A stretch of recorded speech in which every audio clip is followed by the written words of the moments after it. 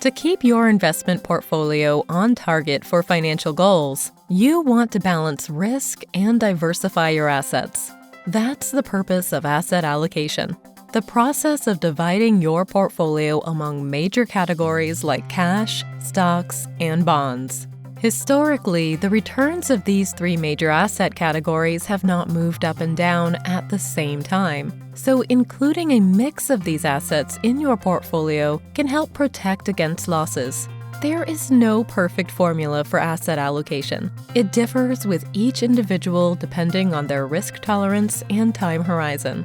Risk tolerance is the amount of your investment you're willing or able to lose in exchange for greater possible returns. Risk tolerance is closely tied to time horizon, or the amount of time you have to invest.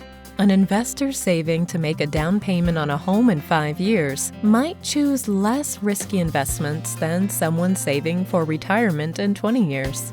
A longer time horizon allows more time to recover from loss. Asset allocation may be one of the most important investment decisions you make with your portfolio. Call us today to learn more.